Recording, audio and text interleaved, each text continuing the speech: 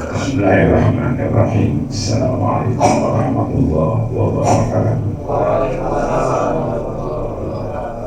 Bismillah walhamdulillah wassalatu wassalamu ala rasulillah Muhammad ibn Abdillah wa ala alihi wa sahbihi wa man tabi'ahu wa nasarahu wa ala wa la hawla wa la quwwata illa billah.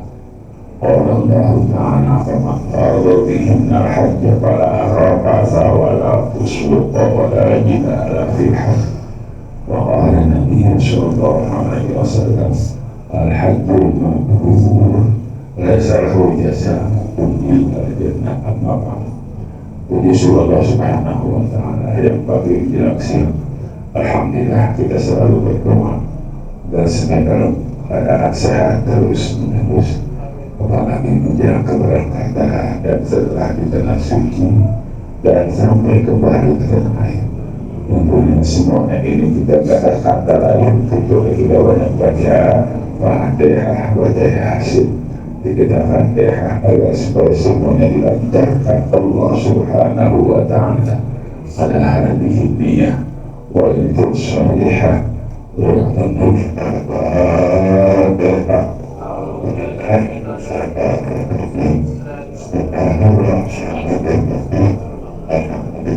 Rabbil alamin Ar-Rahman Ar-Rahim Maliki yaumiddin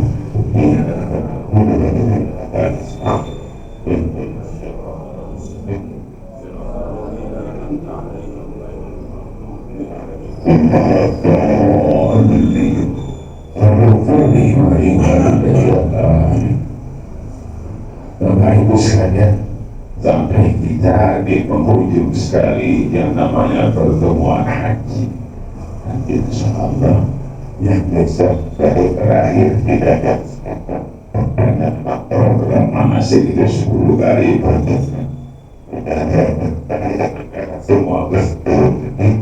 Hubungan satu hal yang masih ditunggu-tunggu anak-anak. Tapi karena sampai besok ya mau kalau mau kita terima apa adanya. Tapi insya Allah kita berdepan sekali lagi semuanya dilancarkan Allah Subhanahu wa Ta'ala. Ala hadini al-Fatihah. Bismillahirrahmanirrahim. Alhamdulillahirabbil alamin. Ar-Rahmanir-Rahim. Maliki yaumiddin. Iyyaka na'budu wa iyyaka nasta'in.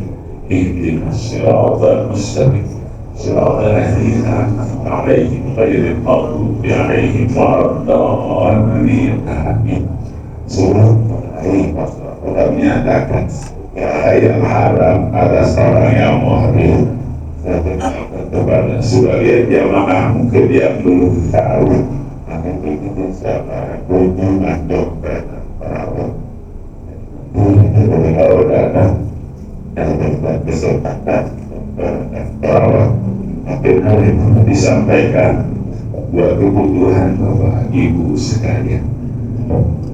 Hari Bapak Ibu kita akan latihan untuk mulai pengajian ila hadratin Nabi Mustafa Rasulullah sallallahu alaihi wasallam ila arwahi khulafair rasyidin wa imatil mujtahidin wa ulama'il amilin wa masyayikhina fid din usna ruhi wa bil haji Muhammad Mahmud bin Haji Abdul Rahim wa wali bil haji Abdul Rahim bin Haji Abdullah wa syakhina bil haji Usman bin Abdul Muhammad wa syakhina bil haji Abdul Majid bin Haji Abdul Rahman wa syakhina bil haji Muhajirin Amsal ila syakhina Ismail Rahman Zilyaman ila syakhina Yasir Isa Fayahari ila syakhina Sayyid Muhammad Alawi Abbas Al-Maliki ila syakhina Taha Abdul Wasi Al-Barakati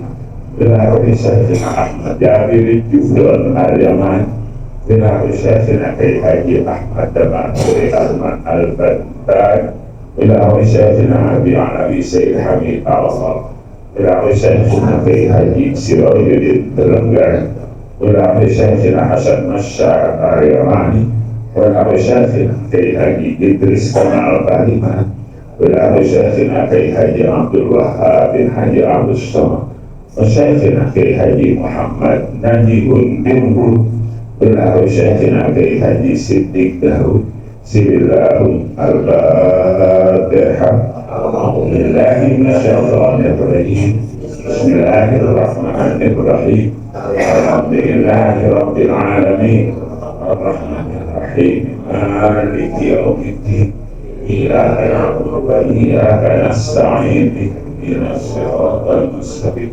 صراط الذين أنعمت عليهم غير المغضوب عليهم ولا الضالين رب اغفر لي ولوالدي بسم الله الرحمن الرحيم قال المصنف رحمه الله تعالى ودام النفع بعلومه في دارين آمين masal menyatakan segala yang haram atas orang yang ihram. Muhrim ini kita ubah agar supaya lebih gampang dipahamnya sampai halaman 21 baris keempat dari atas. Menyatakan segala yang haram atas orang yang ihram. Upayain jangan sampai terkena. Tapi kalau nggak sengaja lain cerita, ini yang jadi ngaji haram adalah bila sengaja. Kita yakin, bila udah tahu nggak akan sengaja. Pasal menyatakan segala yang haram atas orang yang ihram. Maka ada lagi itu 9 perkara. Jadi yang diharamkan ada 9 yang terbatas di kitab ini. Yang lain lagi ada, tapi dari ceritain semuanya kecapian ngurusin dia aja. Pertama, memakai tiap-tiap yang mengharumkan badan. Apa saja tahu nggak boleh laki-laki pakai pakaian yang mengharumkan badan dia pakai. Hukumnya adalah haram. Pertama, menutup kepala atas laki-laki. Artinya pakai kopiah. Dan muka atas perempuan pakai cadar. Dan memakai sarung tangan atas keduanya. Laki dan perempuan pakai sarung tangan. Tahu haram dikerjain, itu yang jadi haram. Tapi kalau nggak tahu atau belum dilepas, itu bukan pakai, emang lagi niat pakai. Makanya kita sebelum niat itu dikontrol jamaah, diumumin apa ada yang masih pakai ini enggak, pakai ini enggak. Tapi yang namanya manusia, barang yang tukang lupa. Kenapa? Udah bukan laporan Ustaz, apa? Karena dalam saya kagak, enggak saya buka.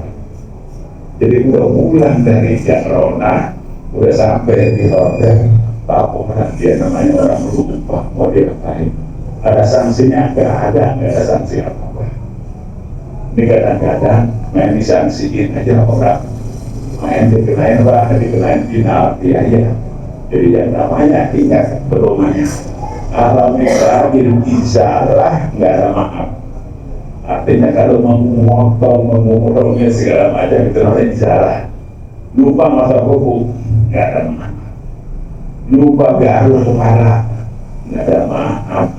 Mau lupa mau ingat, tapi kalau babi taruh pakai celana, memang pakai celana dari sebelum ikram dan pakai celana. Padahal kita sudah ingat ini orang namanya manusia enggak, ya ada nggak ada sanksi kalau bukan mimbabil isalah. Artinya kalau bukan yang menghilangkan itu nggak ada sanksi apa-apa kecuali yang menghilangkan. Jadi Bapak Ibu sekalian, jangan pakai sarung tangan baik Bapak atau Ibu.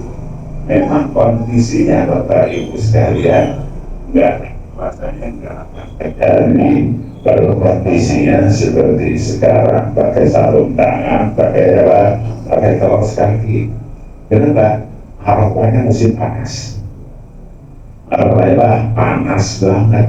Buru-buru pakai kaos kaki. Karena ada Bapak Ibu sekalian terjadi di 2003 jamaah saya saking dinginnya di Arafah, kakinya dipakai kantong plastik dia ikutin dan operasi. Kita nggak pakai bangunin orang lagi tidur, bukain aja. Ya, jadi bukain aja, kita buka. Kenapa? Karena dingin banget mau diapain.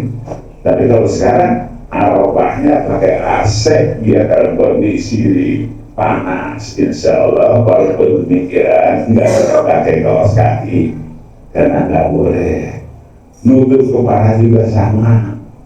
Maka Bapak Ibu sekalian, banyak orang yang beber karena kita dianggap jadi pimpinannya mencontohkan.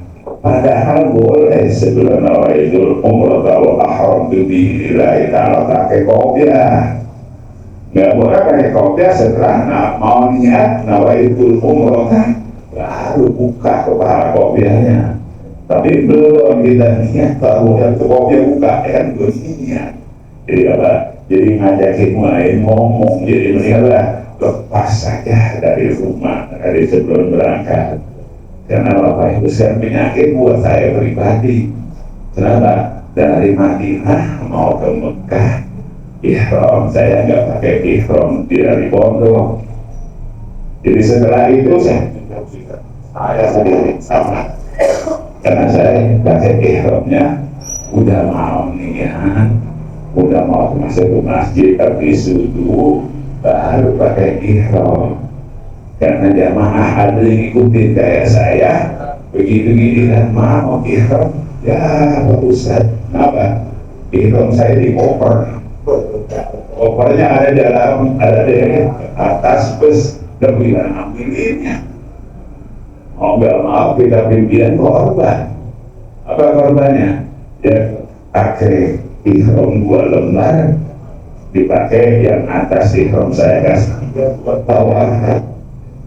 Saya berkata dia seorang banda daripada kagak, daripada dia gak ihram, daripada beri ihram dia pada dikabirkan.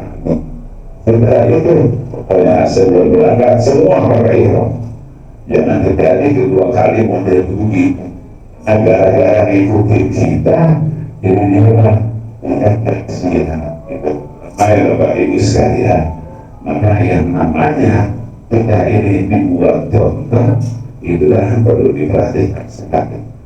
Makanya jangan kita mencontohkan yang jadi orang terhibur gara-gara kita. Saya nggak boleh kami. Kenapa? Dengan teman-temannya Ustaz ya poligami. Maka kalau kita nggak poligami, isi momen Ustaz ya harga untuk macam-macam. Kalau kita banyak upayain, kita dicontohin orang, jangan kita lakukan dan jadi orang lain ribut gara-gara kita. Maka ada yang ngereng sedikit, ngereng mobilnya. No Pak Ustaz ini ribut-ribut, udah mau ngereng aja. Mungkin kalau yang namanya bahasa kita paham dan yang namanya ngereng. Keduanya memakai wangi-wangian. Yang namanya wangi ini adalah dalam keadaan ihram nggak boleh. Tapi kalau sebelum ihram boleh aja. Sebelumnya kita pakai jamaah minyak wangi. Tapi kalau harus niat, jangan coba-coba penyakit. Kenapa?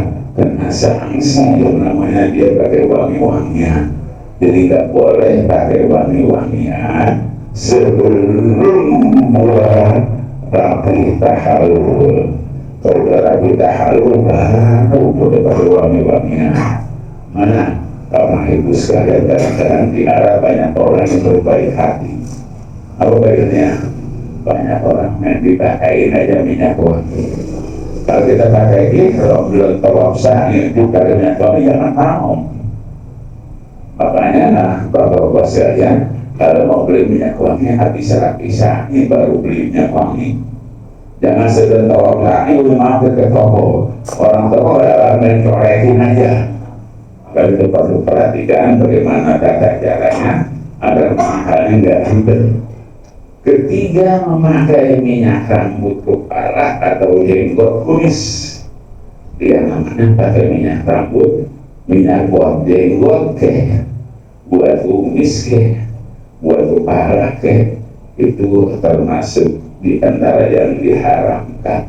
Maka kita upayain jangan kita berwangi-wangi, jangan pakai minyak wangi. Malah saya sangat menganjurkan buat bapak-bapak yang kebetulan rambutnya panjang, pendekin mau ihram. Karena penyakit orang ihram, bila dia niat nawaitul umrah wa ahramtu biha lillahi ta'ala, bila dia niat nawaitul hajjah wa ahramtu biha lillahi ta'ala, kepala yang tadinya gatal itu penyakitnya tadinya gatal dari itu niat ya. Makanya saya sangat menganjurkan yang rambutnya panjang dipendekin dan jangan dibotakin. Kalau botakin udah terakhir. Kenapa saya jangan dibotakin? Karena entar tapi umrah mutahalul nggak bisa dipotong rambutnya, mau nggak mau pakai yang namanya digerarukin silet. Di bahasa gampang aja, digerarukin botak, bahalnya digerarukin silet di kepalanya, pasti ada terkena lembaran rambut. Jadi Bapak Ibu saya aturannya seperti itu. Keempat, mengeluarkan rambut dari badan. Jadi keempat, mengeluarkan rambut dari badan termasuk haram. Yang namanya mengeluarkan rambut dari badan termasuk haram. Bila dia tahu, bila dia sengaja. Kalau nggak tahu, nggak sengaja, saya tahu. Jadi namanya mengeluarkan rambut dia nggak sengaja terkena sahur bergabung. Rambut satu kambing sekepala sekaligus satu kambing juga. Dari hitung rambut dari kepala ada berapa, dihitung berapa, dibagi 3 jadi kambingnya habis itu di kambing aja ya. Jadi namanya rambut kepala kalau dia 3 lembar sekaligus kambing, satu mut, dua mut, baik rambut atau kuku. Bapak Ibu sekalian kita lihat di sini mengeluarkan rambut dari badan. Kelima, mengeluarkan kuku, artinya memotong kuku. Keenam, bukan binatang darat yang boleh dimakan. Jadi yang namanya dimakan kita tanah-tanah. Di sini di antara-antaranya ya kita ada di negara ada karena importasi baru di negara yang warnanya bulunya enggak model yang banyak itu burung darah luar. Kalau burung darah warna bulunya sama, nanti kita lihat di sini banyak ada yang berontok. Itu ada yang mengatakan itu burung darah luar, tetap nggak ada cerita mau luar dan mau dalam, adanya di tanah haram. Setiap makan daging yang bunuh daging yang ada yang boleh dimakan kena sanksi. Tahu hukumnya haram dikerjain, itu termasuk haram. Sanksinya jika dilihat kalau binatang. Ketujuh, karena membunuh binatang darat atau laut yang boleh dimakan.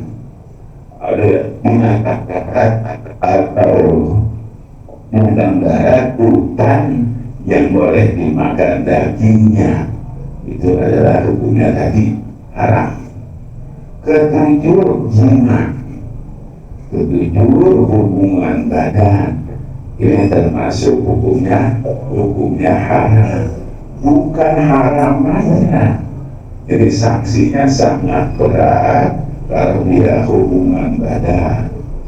Maka Bapak Ibu sekalian, dari masuk pondok gede sengaja dilatih sampai di sana juga yang namanya di tanah suci itu dipisah antara bapak-bapak dan ibu-ibu.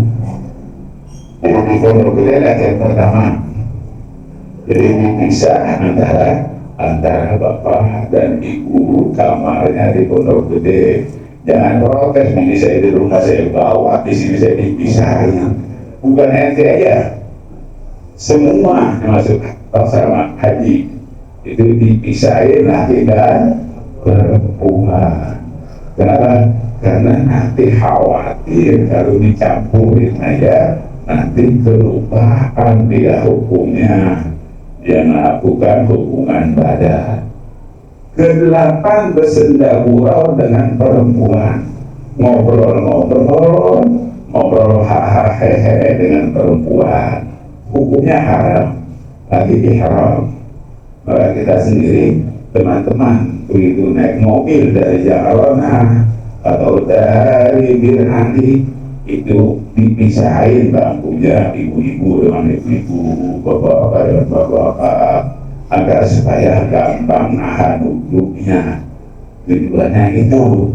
Kalau di kamar di sini yang sengaja saya katakan tadi di pondok gede latihan pertamanya, karena nanti bila dalam keadaan ibadah haji itu harus wajib sadar sendiri, jangan deket-deket, jangan di Arafah, tidurnya berdampingan.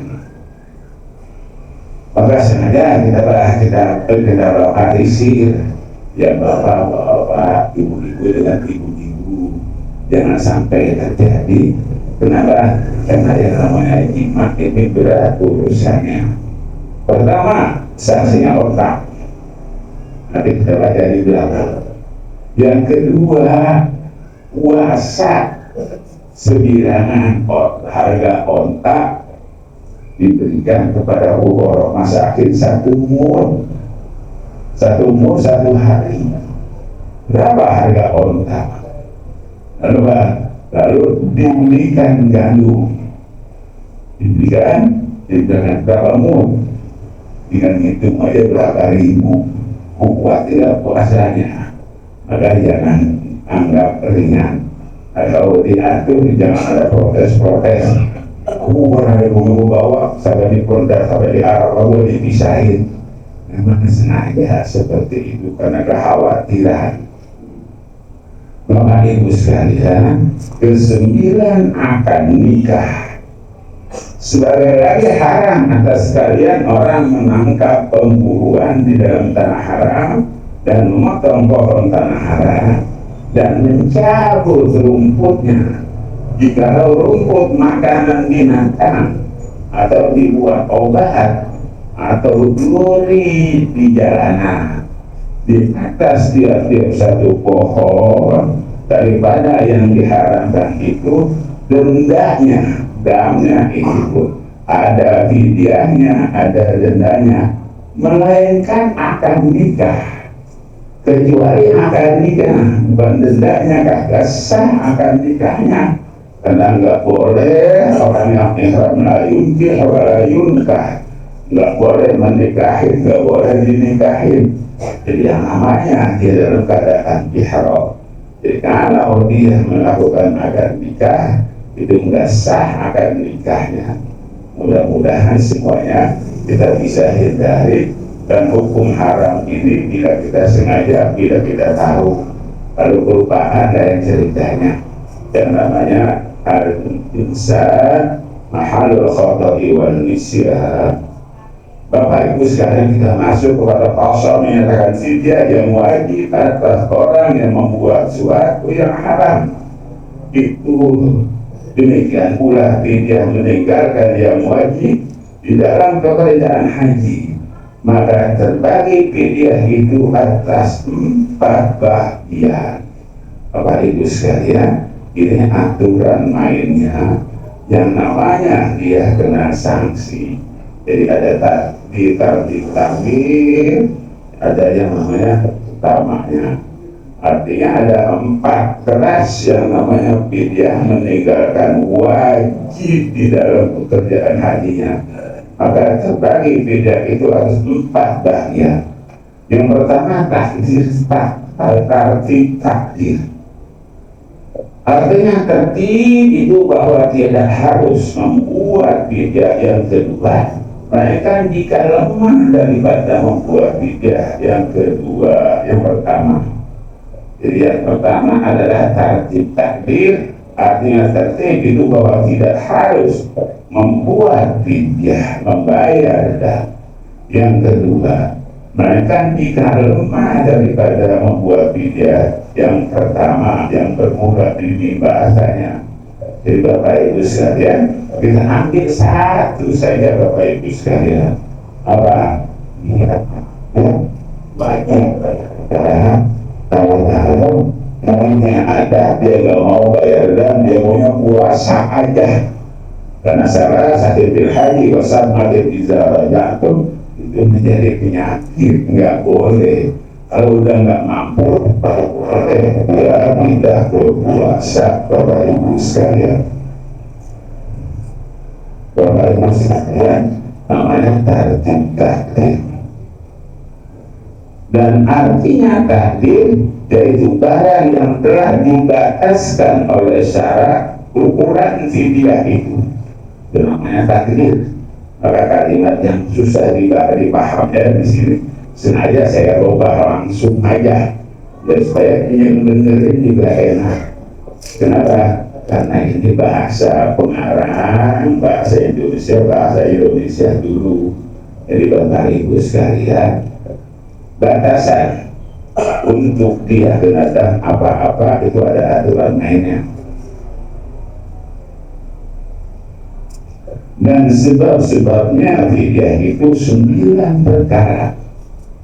Jadi bagi yang namanya kena fidyah ada 9. Maka di sini yang terkena yaitu di dalam tamattu dan qirah. Dalam tamattu dan qirah ini yang terkena dengan namanya ifrad. Kalau ifrad nggak kena yang namanya dah. Di dalam tamattu dan qirah yang sudah baca beberapa pertemuan yang dari yang kedua yang dibaca yang sebelum ini ada tentang haji tamattu dan qirah. Tamattu dan qirah itu ngawur.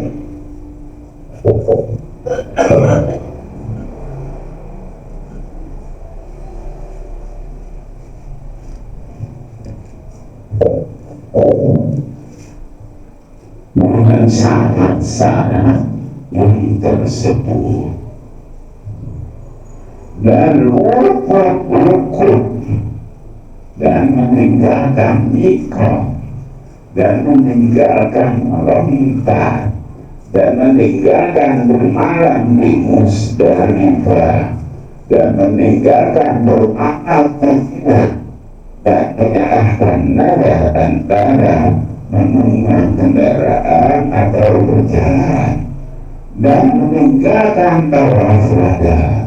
Semuanya itu dan di dalam tiap-tiap satu daripada yang tersebut itu fidyahnya memotong seekor kambing yang harus dibuat udhiyah. Jadi yang namanya yang pertama rukun Arafah.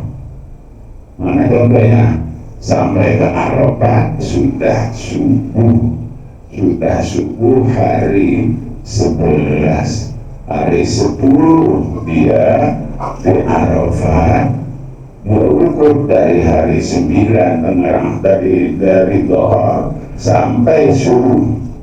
Nah udah subuh baru sampai di Arafah, berarti dia nggak wukuf Arafah. Ini sanksinya adalah kambing.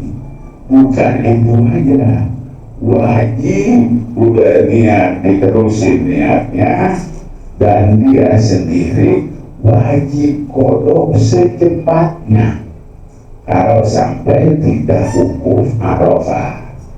Dan ini hal yang tidak perlu dikhawatirkan buat jamaah reguler. Kenapa saya katakan demikian? Karena Bapak-Bapak Ibu-Ibu sekalian, sebelum hari 9 dari hari 8 Ibu Bapak sekalian sudah buru-buru diangkat ke Arafah. malam 9 wukufnya masih sebentar mulai dari fajar itu sudah ada di Arafah. Ini yang kadang-kadang seperti ini adalah ONH plus. ONH plus hari 9 dia masih di Mekah, belum berangkat ke Arafah sampai 9 sore. Itulah itu masih dia belum berangkat karena dia mengharapkan hari 9 itu di Mekah tawaf sepi. Karena jamaah yang kalau yang reguler sudah dikatakan 100% di Arafah. Nah, ONH plus yang masih ada di situ.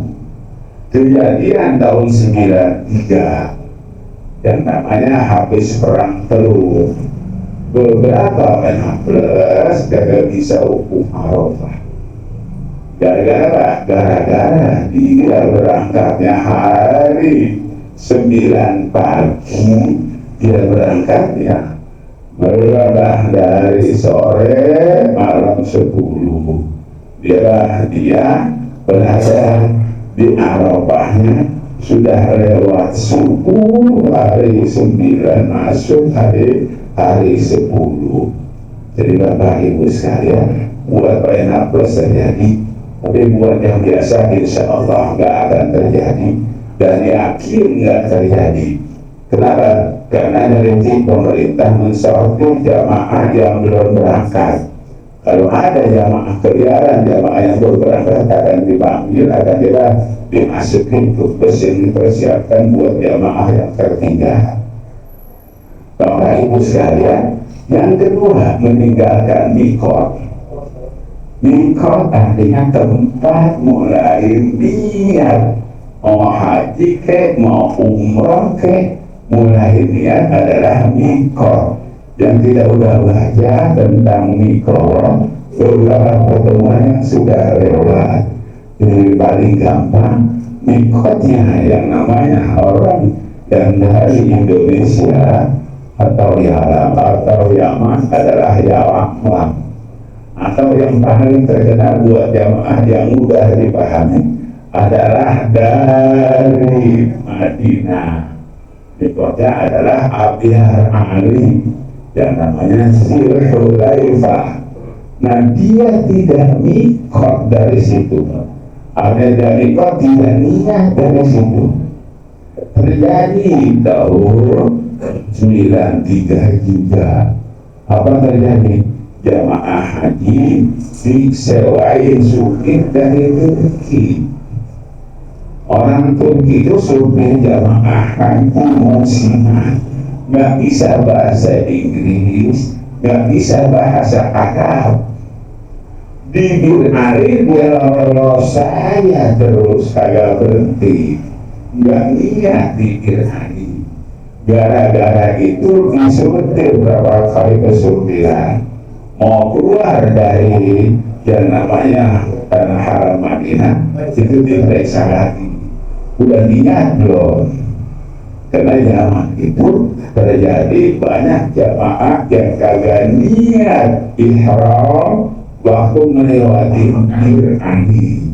Tapi buat Bapak Ibu sekalian, jangan ini dipikirin, ini bukan urusan Bapak Ibu sekalian. Pemerintah sudah atur sedemikian rupa yang namanya Ali, tempat niat, pasti mobil itu berhenti di tempat itu dan niat. Dan dari pemerintah sendiri menyuntik jamaah mau berangkat dan niat belum. Maka di sini Bapak Ibu yang saya bacakan kemarin waktu masalah kita niat haji, kita niat umroh di mana? Di Abyar Ali. Kalau kita mikotnya kita gelombang pertama, jadi kita lewat Abyar Ali. Itu Bapak Ibu sekalian yang saya gambarkan waktu mau niat umrohnya dengan beberapa pertanyaan buat jamaah. Udah buka pakaian dalam belum? Udah buka tanah kolor belum? Sebelum niat. Jadi begitu niat, udah lepas semua pakaian itu langsung baru niat. Itu yang diperlukan sekali adalah buat dipahami niat kita agar supaya dapat pahala ganda. Karena bagi orang yang sudah umroh yang pertama dari Nabi udah sah niat buat keluarga, dan dia sendiri gak dikurangin pahalanya. Jadi begitu mau niat, siapa-siapa yang bukan ihram pertama, bukan umroh pertama, beberapa kali mau niat buat orang lain, kita pisahin niatnya. Tapi kalau orang yang pertama umroh sekali, belum pernah umroh, itu dia khusus niatnya buat dia pribadi. Tapi kalau udah yang kesekian kali niat buat keluarga, insya Allah dapat pahala ganda. Kita tidak dikurangkan pahalanya, si keluarga yang kita kirimin juga sampai insya Allah dengan niat kita. Di Bapak tuliskan itu yang namanya meninggalkan nikah itu penadam damnya kami, dan meninggalkan melontar semuanya satu kami, meninggalkan 3 batu juga satu kami. Jadi yang namanya nggak melontar sanksinya motong kambing, yang namanya dam. Dan meninggalkan bermalam di Musdalifah ini termasuk adalah hukumnya benar dam. Tapi bagi yang mengatakan malam Musdalifah itu nabinya sunnah, damnya sunnah. Karena yang saya ceritakan, saya sering kadang mabit Musdalifah dengan kondisi-kondisi yang untuk menyelamatkan semua.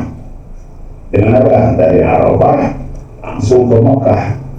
Sampai di Mekah langsung orang sakit akan melakukan yang namanya mabit Musdalifah. Tapi ini upayain agar supaya dia gagal lama, asal lewat aja di Musdalifah. Kalau dia lewat, sudah selesai urusannya mabit Musdalifah. Ada hukum mabit Musdalifah, bila kau yang mengadakan wajib, damnya wajib. Tapi bila kau yang mengatakan mabit Musdalifah sunnah, damnya sunnah. Jadi jelas apa adanya tentang sanksi mabit Musdalifah. Bermalam di Mina dan meninggalkan bermalam di Mina. Yang 3 malam itu adalah kita tiga-tiganya kita nggak kerjain kami. Tapi kalau semalaman, 2 malaman, 2 mu. Jadi Bapak Ibu sekalian, bila nggak mabit sama sekali di Mina kali. Tapi kalau mabit sekali aja, sanksinya 2 mu. Jadi kita sengaja buat jamaah, kita upayain biar mabit sekali, biar ngerasain semuanya yang namanya Mina seperti ini, pahit getirnya Mina. Karena kalau nggak mabit sekali, dia nggak ngerasain pahit getirnya Mina. Maka sengaja jamaah kita ajak pulang dari Musdalifah habis lontar Aqabah, kita ajak untuk mabit Mina biar merasakan pahit getirnya yang namanya Mina. Oh begini, jangan dikatakan kamar mandi ngantri pakai 10 orang, mau duduk ngantri pakai 40 orang, itu tidak merasain sendiri. Lalu Pak, tidur gantian. Oh begini, benar-benar gantian ya, kebanyakan orang kepada segitu.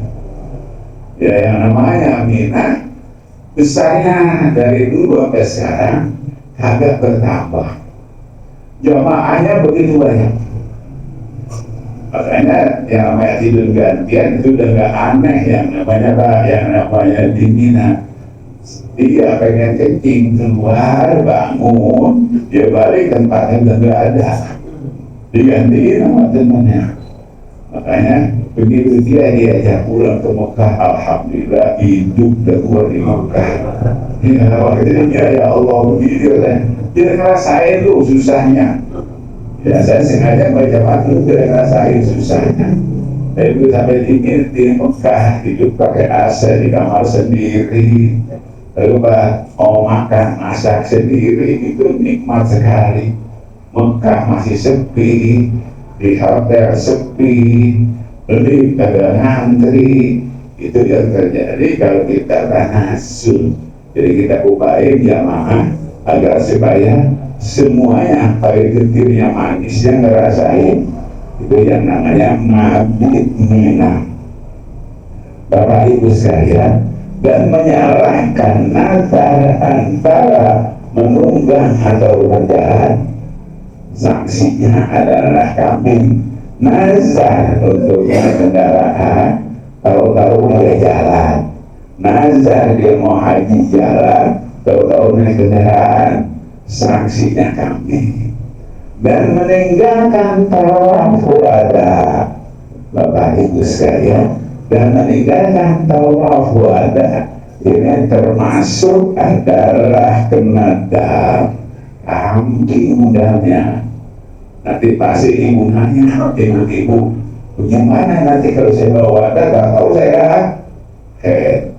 saya menstruasi. Jadi pasti ada pertanyaan seperti itu.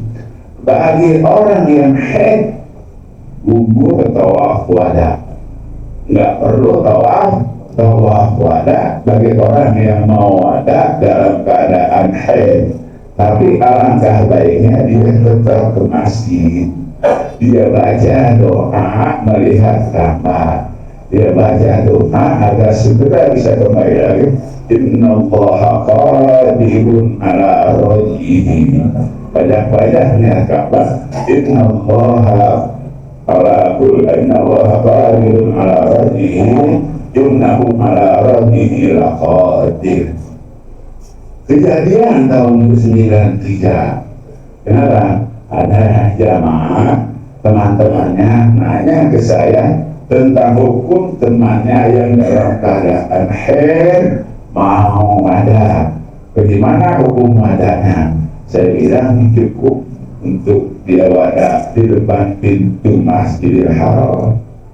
Dan sekarang lama saya ngomong, karena emang kakak dari istri, dia bilang, teteh udah gak haid lagi, teteh udah gak haid lagi, langsung keluar haid.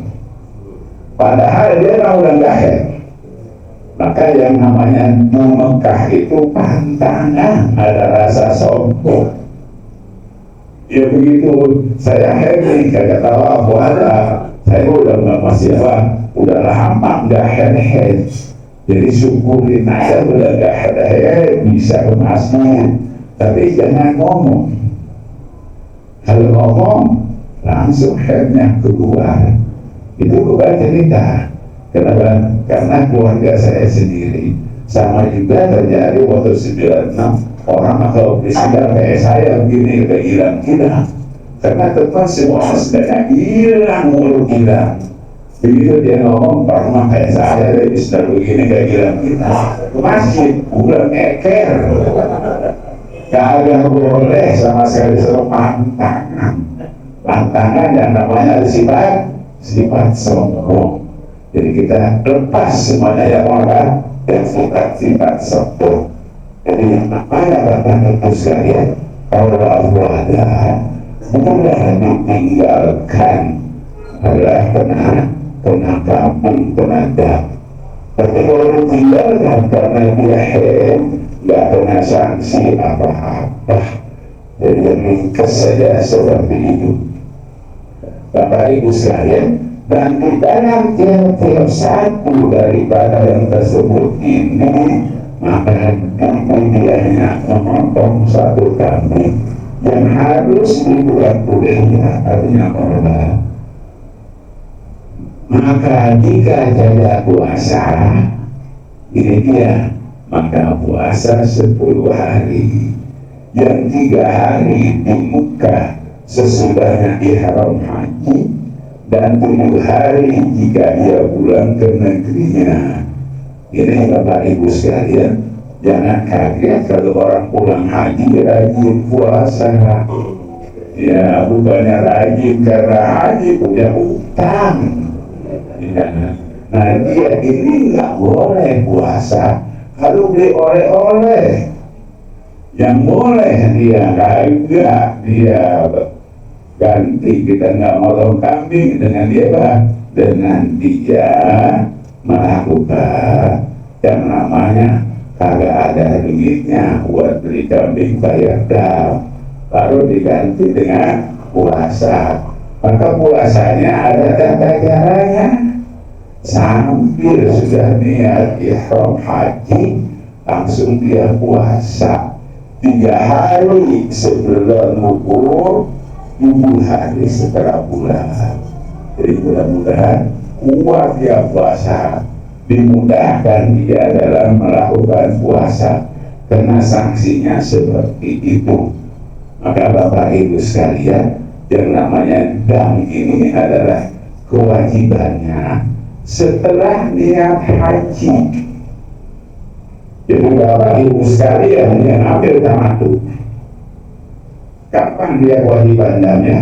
Nama itu hajjah wa ahkamtu bijidillahi ta'ala, baru kewajiban dam. Bukan dam udah dimintain orang dari pondok gede, bukan dam orang itu di Madinah belum niat haji, belum niat umroh udah dimintain. Bukan. Yang namanya dam itu udah niat haji baru kewajiban. Maka saya yang namanya nemenin jamaah haji, bila mereka sampai bila mereka di Madinah udah ribut-ribut ngumpulin dam, saya larang. Kenapa? Berkewajiban.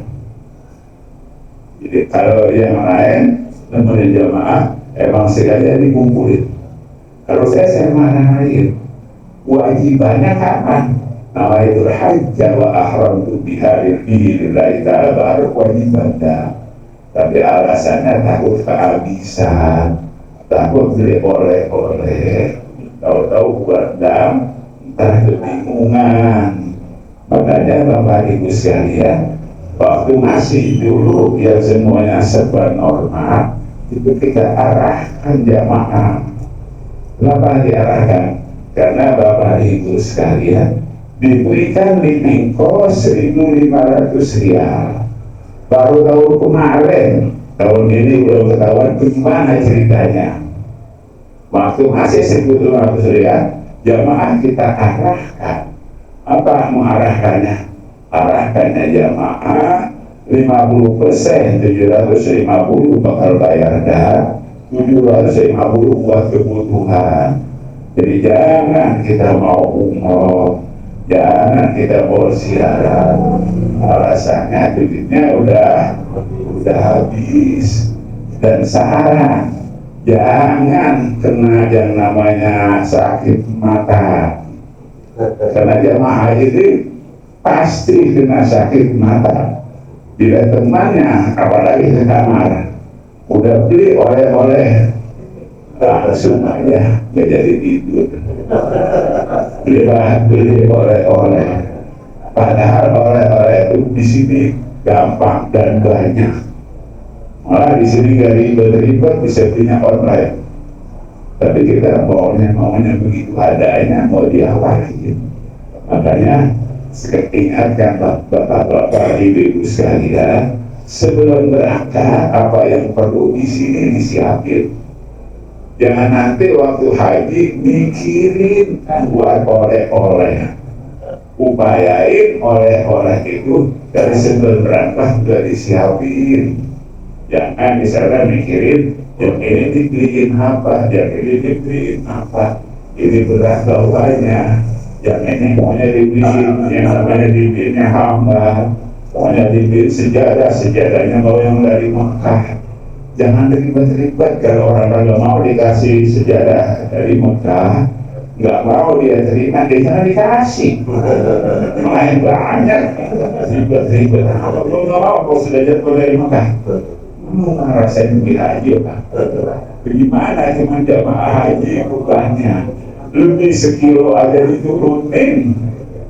Maka di sini Bapak Ibu sekalian yang perlu diingat buat siapa saja, agar supaya jangan sampai kita terbelenggu dengan oleh-oleh. Dari zaman dulu Yang namanya program jamaah itu adalah oleh sampai ada yang ngomong sama teman-temannya, ya kita di sini mikirin orang, bukan mikirin haji, belum haji, kita mikirin orang, mikirin oleh-oleh.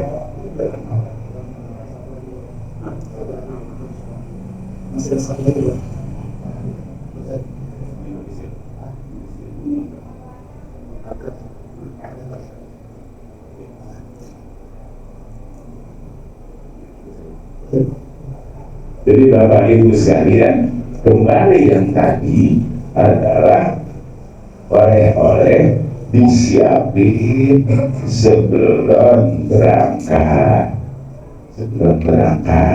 Karena yang paling problema buat jamaah haji siapa saja orangnya, masalah korma. Ya, masalah korma. Ya, pernah saja kita alihkan dari Madinah, kalau sampai di Madinah udah ngirim korma buat oleh-oleh dipaketin. Orang rumahnya sedekah malam Jumat dibuka. Ya begitu dia pulang, mana korma habis. Ya, ini bukan cerita ini, karena saya udah sering ngomongin jamaah. Ya itu terjadinya, kita pikirin banget. Malah tahun kemarin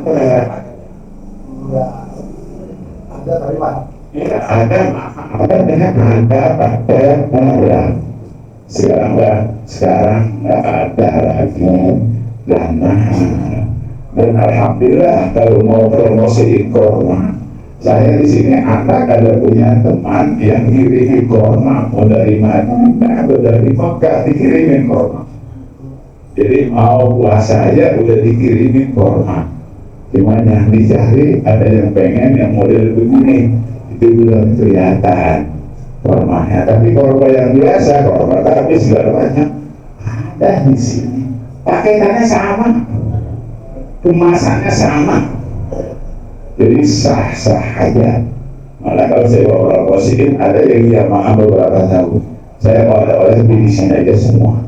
Kalau ini semua di sini, jadi antri ke rumah. Jadi nggak ribet-ribet. Jadi disuruh jangan mikirin. Ya kalau ada nanti kita saling ke tamu, nanya ini korbangannya jauh dia gitu mereknya. Jangan ribet. Kalau orang kita boleh nenteng dari Madinah, dari Mekah, wah berapa ya urusan. Ya jadi Bapak Ibu sekalian gampang-gampang aja. Kita lihat Bapak Ibu sekalian, tadi masalah dan tamattu dan tadi yang namanya menyalahi nazar, rukun Arafah, tidak melontar, sanksinya adalah kami. Kalau nggak kuat kami puasa salasatin bil haji wasabatin kita jatuh.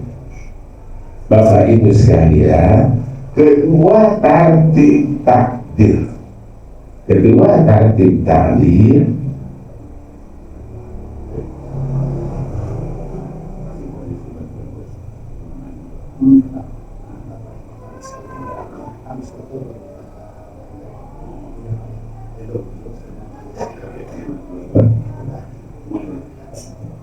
Bapak Ibu sekalian yang saya katakan di awal,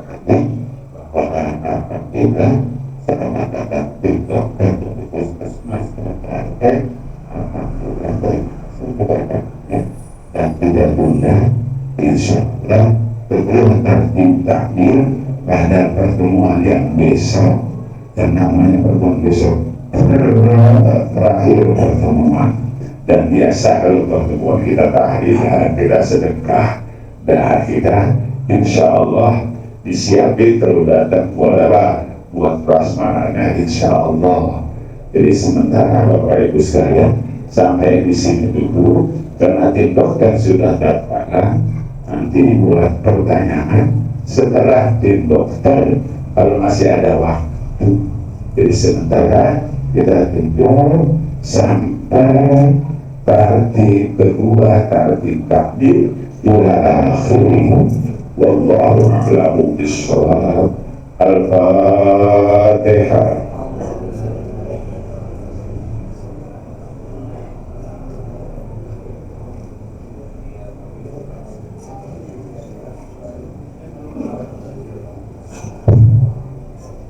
Nah, Bapak Ibu sekalian, doanya nanti setelah selesai dari tim dokter.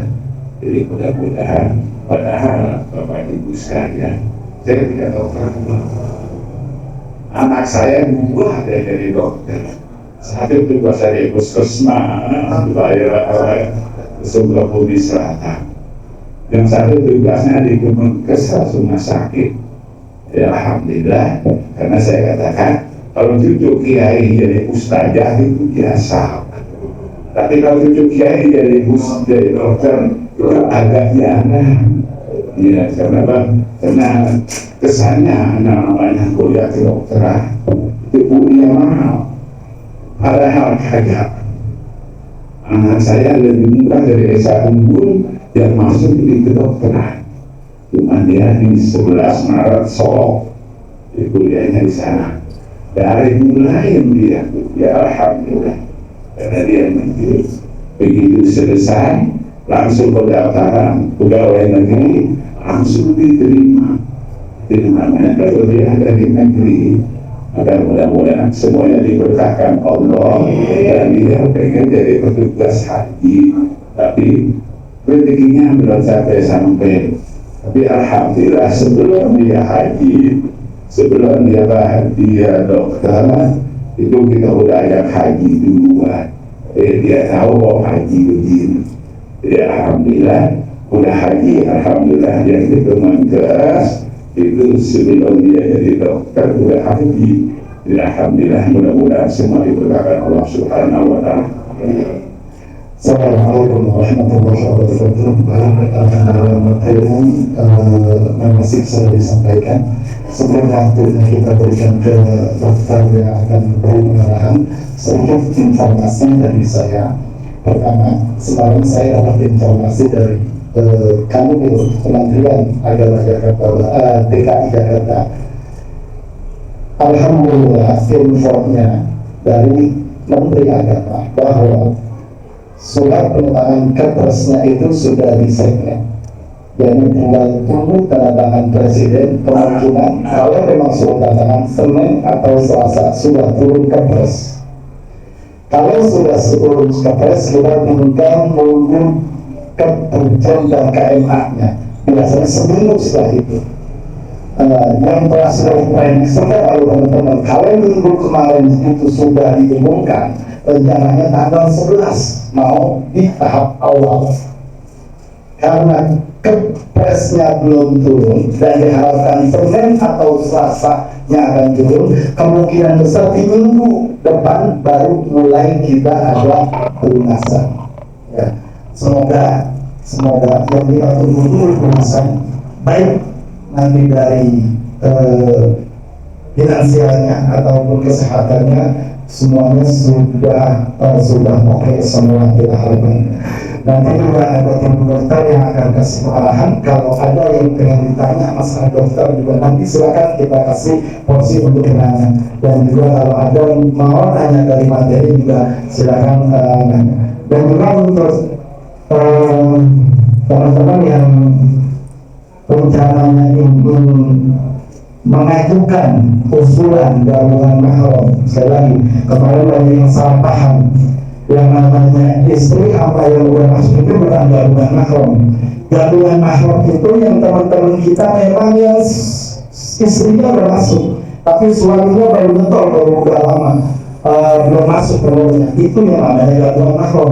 Tapi Bapak Ibu yang sekalian semua sudah kita ajak untuk periksa, sudah ajak itu sudah masuk, bukannya gabungan mahram. Gabungan mahram ini orang-orangnya sudah tahu. Jadi Bapak Ibu nggak ada urusannya dengan gabungan mahram. Orang-orangnya yang tersebut sudah tahu gabungan mahram. Dan insya Allah gabungan mahram itu ada. Gitu. Kita mulai nanti pemeriksaannya. Mungkin kalau teman-teman siap, dulu juga kita sudah siap. Makanya yang mau mengajukan gabungan mahram setelah selesai kita hubungi dulu.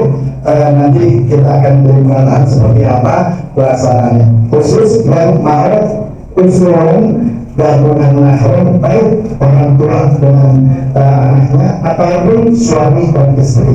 Nanti mekanismenya kita akan atur. Lagi-lagi tentunya harus ya orang tuanya juga sudah istiqomah, karena itu adanya di tahap kedua. Kalau dia gabungan, orang tuanya harus sudah bisa melunaskan dulu di tahap awal, karena persyaratan untuk mengikuti gabungan mahram ada pelunasan yang dari berikutnya. Baik, pertanyaan pertama akan kita lakukan setelah kita berikan waktu kepada dokter untuk memberikan arahannya kepada kita. Baik, sebelum kita berikan kepada dokter, silakan Bapak Ibu sekalian yang ada di depannya, makanan dan minumannya dimakan dulu sambil kita konfirmasi ke dokter. Baik, assalamualaikum warahmatullahi wabarakatuh.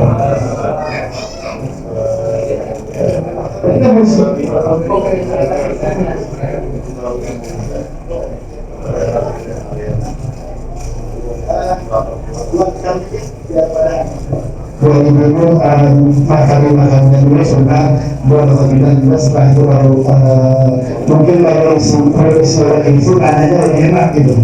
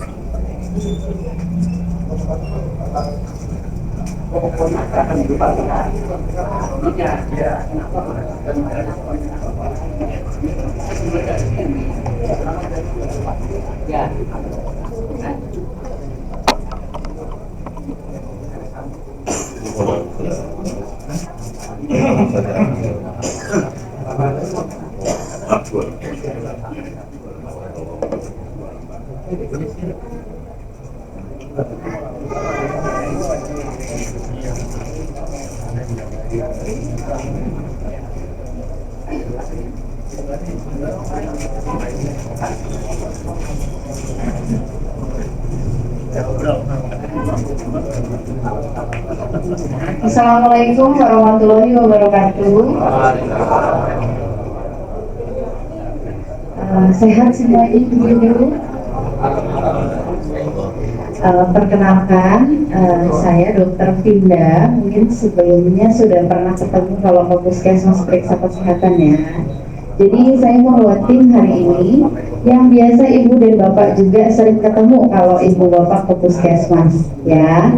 Jadi saya mau menjelaskan bahwa saya di sini bersama Dokter Dwi Utami. Boleh berdiri Dokter Dwi Utami, silahkan. Jadi ini adalah Dokter Tami yang nanti juga akan membantu Dokter Ibu untuk senam kebugaran yang insya Allah kita akan laksanakan tes kebugaran yang insya Allah akan kita laksanakan pada tanggal 20 pagi-pagi ya Bu. Kalau siang-siang nanti ibu-ibu lemes karena sudah panas kalau siang-siang ya. Jadi diusahakan untuk pagi-pagi ya, jam 6 boleh. Ya, biasanya kita laksanakan nanti di Gor Cendrawasih Cengkareng. Sudah tahu ya ibu-ibu? Sudah tahu. Kemudian saya membawa satu orang tim lagi, yaitu perawat kami namanya Mas Alino. Kalau ibu-ibu ini dulu, saya di sebelah sana yang ganteng kasar itu yang pakai jaket hitam, ya. Beliau juga nanti akan membantu Bapak Ibu dalam melaksanakan program haji. Jadi nanti akan dibantu oleh dokter kami dan juga Mas Alino. Gitu ya.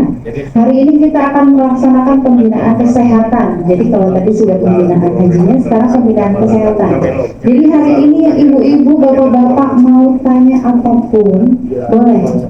Insya Allah kita akan bantu. Kalau misalkan kami belum punya jawabannya, insya Allah akan kami carikan. Nanti kami sesuaikan jawabannya. Begitu ya Bapak Ibu semuanya. Kalau ada yang mau bertanya nanti dikumpulkan dulu, terus nanti ada sesi tanya jawab. Gitu ya. Jangan lupa nanti di akhir kita akan sedikit peregangan bareng-bareng. Nanti dihafalkan di rumah, saya share juga videonya ya, supaya di rumah bisa latihan untuk peregangan. Belum ya Bu ya. Baik, saya persilakan untuk Dokter Dwi Utami nanti akan menyampaikan materi kesehatan haji. Terima kasih Dr. Pinda. Assalamualaikum warahmatullahi wabarakatuh. Selamat pagi Bapak Ibu jemaah haji. Saya dengan Dr. Dwi Utami atau biasa dipanggil dengan dokter kami. Pada pagi ini saya akan sedikit mengasih materi tentang kesehatan haji. Semoga bermanfaat ya.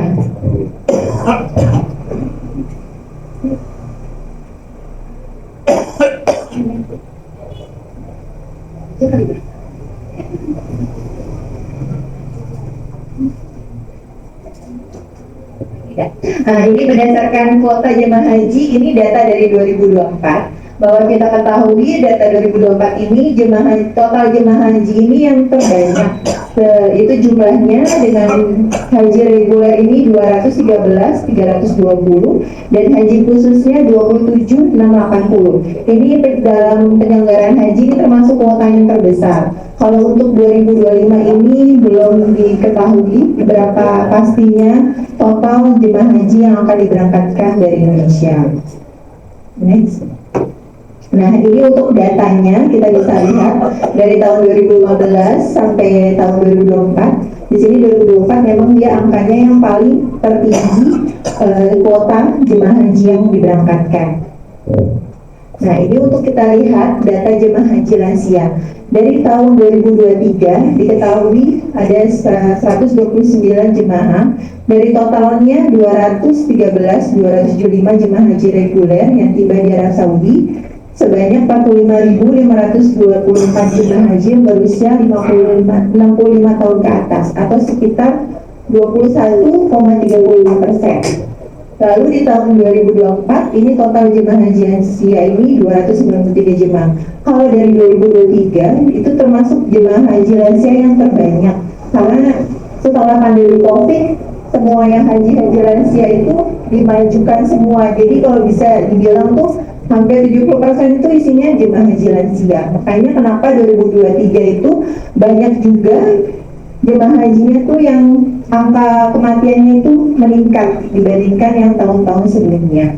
Maka tahun 2024 dilakukanlah yang namanya safari wukuf jemaah haji dan disabilitas yang mandiri. Ini sebenarnya safari wukuf sudah ada dari 2023.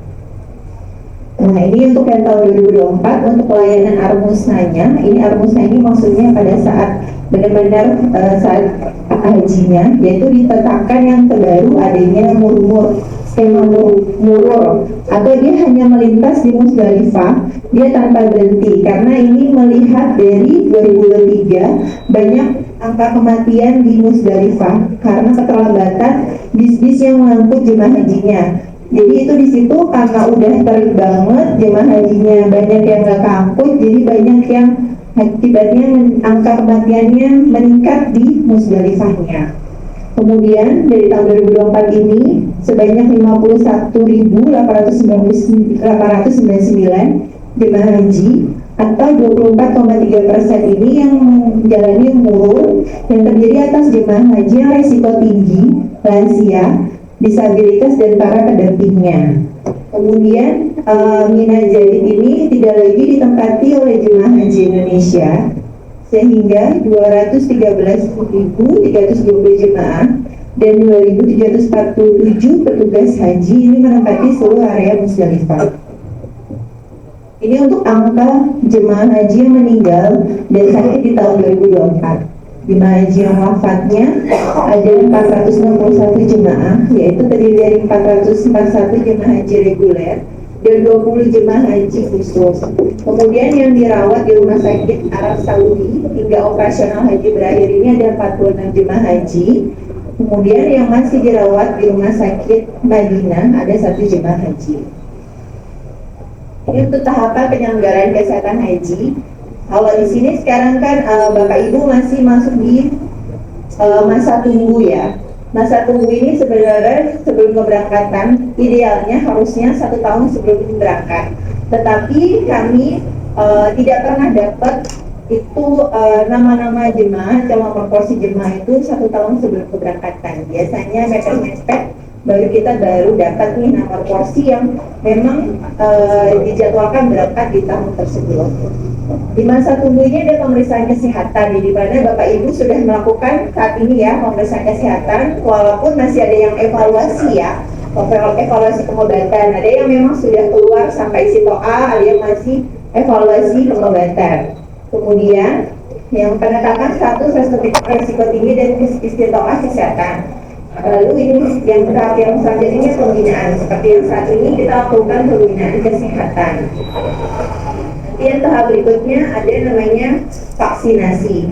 Untuk vaksinasi ini rencana insya Allah kita lakukan setelah Lebaran ya. Itu namanya vaksinasi meningitis. Vaksinasi meningitis ini wajib. Kenapa?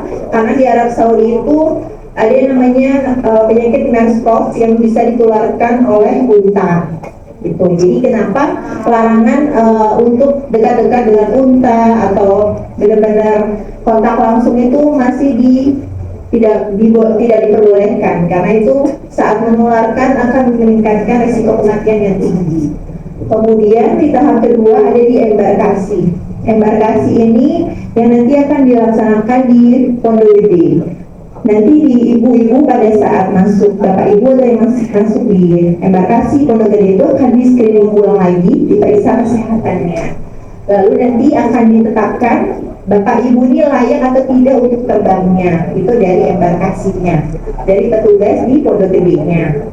Kemudian ada misalkan dari hasilnya tidak layak terbang, berarti ada namanya pelayanan medis atau rujukan, itu nanti di embarkasi atau di Pondok Gede-nya. Lalu nanti itu kan pembinaan kesehatan ulang di sana. Ada upaya pencegahan, ada penanganan penyakit, dan ada prokes. Ini biasanya nanti Bapak Ibu ini akan ditemani oleh tugas haji kloter. Tugas haji kloternya itu bukan saya, tapi nanti ada tim kesehatannya lagi. Itu tim yang akan ikut sama Ibu di dalam kloter sampai nanti balik lagi ke Indonesia, dia akan menemani Ibu selalu, Bapak Ibu.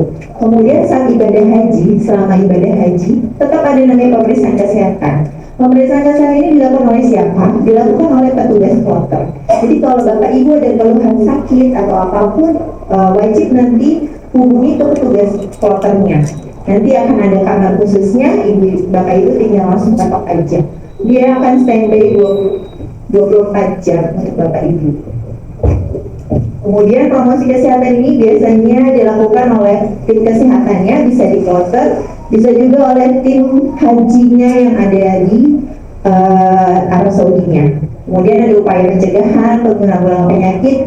Ini biasanya nanti Bapak Ibu akan diberikan ada seperti alat pelindung dirinya yang didapatkan dari Kemenkesnya, itu nanti ada positifnya yang kecil, tim kesehatannya.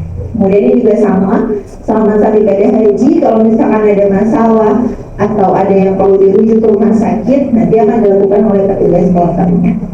Debarkasi ini pada saat Bapak Ibu telah kembali ke tanah air, itu akan ada pelayanan pemeriksaan kesehatan kembali, itu akan dilakukan juga. di pondok gedenya. Jadi pas Bapak Ibu datang nanti akan diperiksa ulang, kalau ada masalah atau ada rujukan nanti dilakukan lagi rujukannya. Kemudian upaya pencegahannya ini sama, kalau misalkan sampai 40 hari dari Bapak Ibu sampai di tanah air ada keluhan, Ibu boleh laporkan ke puskesmas. Nanti Ibu Bapak Ibu diperiksakan. Biasanya kan penyakit yang ikutan itu batuk pilek ya Bu kalau selama habis berhaji. Next.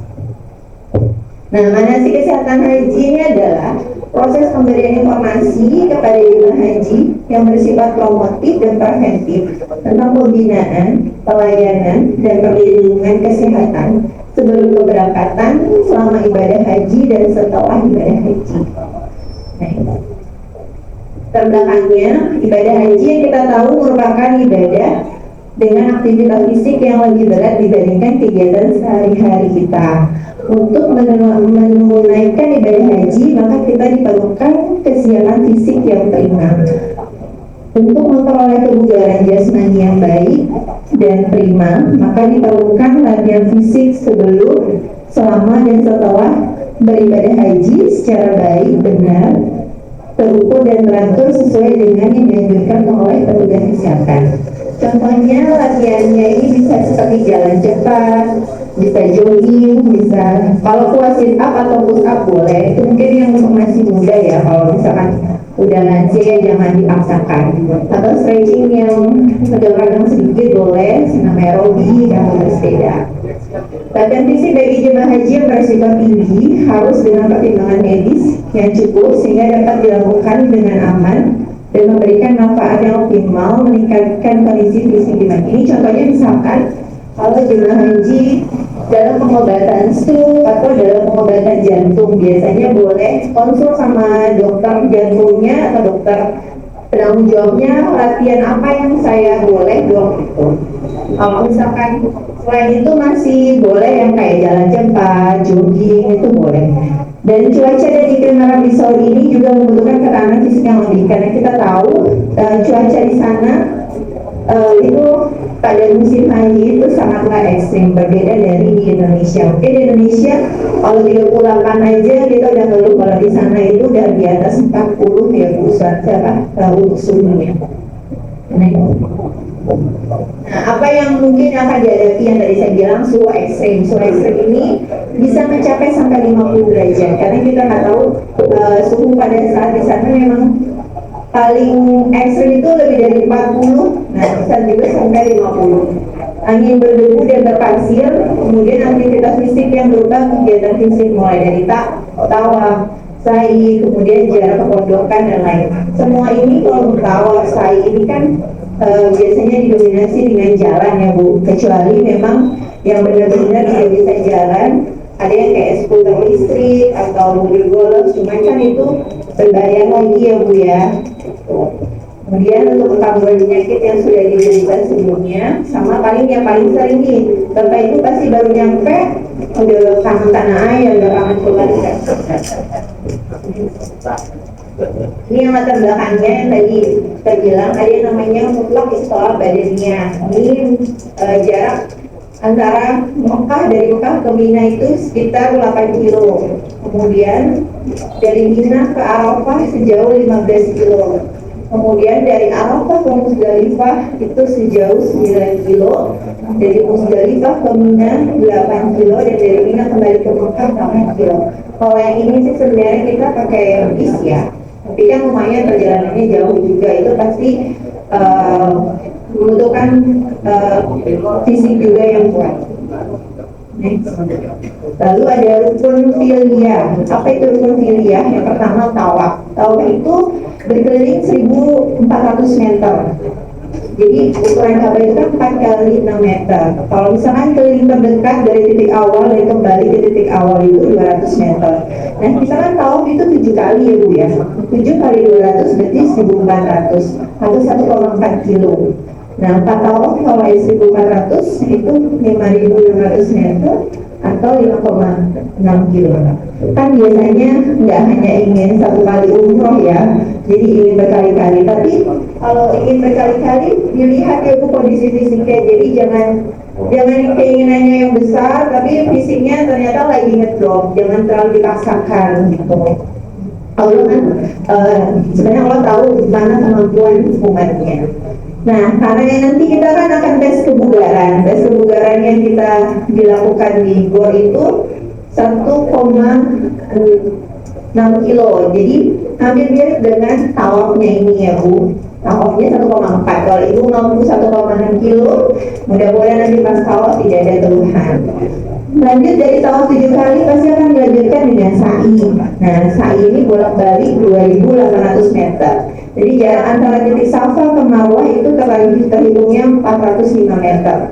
7 kali sa'i itu berarti 7 kali 405 itu sama dengan 2.835 meter atau 2,8 kilo. Nah, kemudian pada saat musim haji atau serangkaian al-musnah ada namanya lempar jumroh, dimana kita gerakan kaki dan tangan itu untuk 7.000 meter. Nah, lokasi jamarat ini berjarak sekitar 2-7 kilo dari perkemahan Nabi. Kalau untuk jamarat ini, Ibu jalan ya Bu ya, ini tidak ada kendaraannya, jadi ini benar-benar jalan kaki. Nah, jarak jumroh Aqobah dengan ke Musa itu kira-kira 117 meter. Sedangkan dari Musa ke jumroh Ula itu tuh 150 meter. Jadi kalau kita hitung 2 kali 7.000 meter plus 117 meter dan 156 itu sama dengan 14.273 meter atau 11,3 kilo. Kalau dilihat ini yang mau banyak banget ya Dok ya, tapi tadi pas saat di sana dilakukan Ibu tuh nggak akan terasa kalau Ibu sudah melakukan itu. Yang penting menjaga kondisi fisiknya Bu, itu terutama. Jangan dibayangin jauh juga ya, tapi nanti kalau itu Ibu bisa mampu melakukannya dengan sendirinya. Nah, ini tadi saya bilang cuaca dan iklim. Kalau sekarang Januari sampai Maret dia masuk ke musim dingin ya Bu ya. Jadi suhu 17 sampai 19 atau bahkan bisa di bawah itu. Nah, kalau April sampai Juni itu udah mulai naik 24 sampai 26. Kalau kita rencananya tahun ini kayaknya udah haji di bulan Juni ya. Nah, sebelumnya berarti Mei itu keberangkatan. Kalau dilihat itu maksimumnya di 47 derajat ya Bu. Jadi benar-benar sudah persiapkan kondisinya dari sekarang. Ibu akan menghadapi suhu-suhu yang memang ekstrim dari di sini. Jadi kalau di sini udah 30, 35 jangan ngeluh Bu, di sana lebih panas, ya Bu ya. Jadi kalau di sana Ibu jangan ngeluh, kan udah biasa di sini. Nah, kalau Juli sampai September ini udah mulai dia juga panas, 26 sampai 28. Kalau di Oktober sampai Desember dia udah mulai kayak suhu dingin lagi 24 derajat atau kurang dari 20. Nah, ini jenis aktivitas saat berhaji yang berisiko tinggi bagi lansia. Sama perjalanan itu di dalam pesawat itu Ibu akan menembus selama 9 jam. Kalau Ibu hanya duduk monoton terus, nanti yang keluhannya itu pasti di kakinya. Yang paling sering itu kaki kayak berasa kaku atau kebas-kebas. Nah, biasanya tenaga kesehatan di kloter itu akan melakukan senam peragangan Bu. Jadi menganjurkan Ibu gerak-gerak gitu. Nah, selama perjalanan ini pasti kan Ibu pengen ke toilet. Nah, itu jangan ditahan Bu. Walaupun misalkan ada yang saya baru pertama kali ini terbang naik pesawat nggak tahu toiletnya. Nah, itu nggak usah malu. Kalau Ibu takut, itu kita nganterin sama petugas kloternya. Jadi tetap buang air kecil ke toilet ya Bu ya, jangan ditahan. Karena kalau ditahan sampai 9 jam, yang ada nanti jadinya infeksi gitu. Minum yang banyak, kamar mandi boleh silakan sambil Ibu bosan gitu Ibu regang-regangin ke toilet kan itu peregangan, kakinya jalan. Kalau nggak jalan nanti kakinya jadi akan terjadi penyakit yang bikin jadi kakinya bengkak itu karena diem terus nggak dibuat gerak sama sekali sama berjam-jam. Kemudian kalau di tawaf yang paling sering resikonya ini karena berdesak-desakan itu bikin jadi kurang asupan oksigennya itu bisa. Pada saat tawaf kan ngumpul seluruh dunia. Nah, saking berdesak-desakannya itu bisa bikin jadi kekurangan asupan oksigen, atau yang lebih parahnya mungkin terlepas dari rombongan jadi bisa terinjak-injak atau berjatuh-jatuhan. Jadi kalau bisa pada saat tawaf saling pegang erat teman-temannya di samping-sampingnya, supaya pertama ya supaya nggak hilang. Terus kemudian sa'i pun sama. Sa'i itu semakin banyak kuota-kuotanya di seluruh dunia itu ngumpul jadi satu, itu sama juga dia akan bikin jadi padat, bisa berdesak-desakan. Walaupun sekarang udah ada lantai 1, lantai 2, lantai 3, biasanya orang lebih cenderung di lantai 1 gitu. Kemudian wukuf, nah wukuf ini juga sama. Wukuf ini karena suhunya terlalu ekstrim, paling seringnya itu jadi kekurangan air atau dehidrasi. Ditambah orang males di kamar mandi karena ngantri. Nah, itu salah satunya. Jadi paling ini ya, kalau mau minum tetap minum karena kita nggak boleh dehidrasi. Nanti di sana ibu dibagikan, bapak ibu akan dibagikan oralin. Oralin itu bukan untuk mencret gunanya, tapi untuk mencegah ibu dehidrasi. Ibu udah aja terus oralin. Oralin itu bekal bapak ibu, itu selain dari air putih biasa. Kalau misalkan disuruh sama petugas motor, ibu udah diminum, bapak ibu udah diminum belum oralinnya? Ibu bilang udah, itu karena udah dibekalin suruh minum oralin gitu ya. Walaupun rasanya nggak enak, diminum aja bu, daripada bapak ibu kekurangan cairan lebih repot ya kan. Nah terus yang melempar jumroh ini juga sama. Dia akan bercampur dengan seluruh dunia, jadi emang ada jam-jam khusus jemaah haji Indonesia itu tidak boleh. Nah itu diikutin aja, jangan dilarang aturannya. Nanti pada saat jumroh itu juga banyaknya yang berdesak-desakan, bikin ada yang terkena batunya lah atau apa, itu paling sering. Next, ini yang tadi saya bilang dehidrasi. Jadi ibu kalau dari sekarang boleh lihat nih warna urinnya masuk di mana nih yang saat ini. Kalau udah masuk di oren-oren berarti kurang minum. Jadi yang paling bagus itu kalau warna urinnya semakin bening itu semakin bagus. Jadi minimal minum itu 1,5 sampai 2 liter ya bu dalam 1 hari ya. Apalagi di sana itu ibu boleh ditambahin. Kalau mau ke toiletnya itu banyak bu di sana.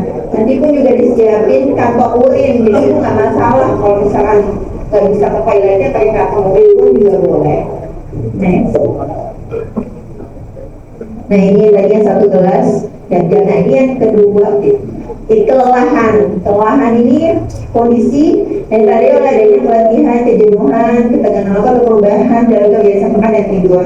Biasanya kelelahan ini kalau jemaah itu kan inginnya ibadah di masjid, jadi biasanya dari pagi bisa sampai isya ya bu ya, bapak ibu ya baru pulang ya. Nah itu untuk mencegah kelelahannya, ibu tetap bawa air, bawa cemilan gitu. Jadi jangan sampai ibu udah kelelahan, jadi sebelum sampai ke puncak haji ke Al-Musnahnya ibu udah kelelahan duluan sampai benar-benar harus untuk pengobatan ya, sampai seperti itu. Jadi pencegahannya walaupun ibu memang ingin ke masjid dari pagi sampai malamnya sampai isya ya, nanti habis setelah itu ibu istirahat, karena biasanya setelah itu suka tawaf lagi sendiri ke mall, muter-muter belanja. Itu yang paling sering tuh jemaah haji Indonesia. Kalau habis selesai tawaf sa'i nanti mampir ke Zam-Zam Tower, nanti dia belanja aja dibeli. Next. Kemudian ini yang dari sengatan panas sampai kita biasanya sudah stroke. Ini akibat udara di sana cukup ekstrim sampai 40 sampai 50 biasanya. Di haji itu kalau nggak pakai alat pelindung diri, entah itu topi, payung atau enggak semprot-semprot di mukanya, itu bisa mengalami namanya histermia. Jadi suhunya di badan itu bisa lebih sampai 40 derajat sampai panas banget. Nah itu yang perlu penanganan kalau langsung ekstra, dia harus segera di ujung biasanya. Next.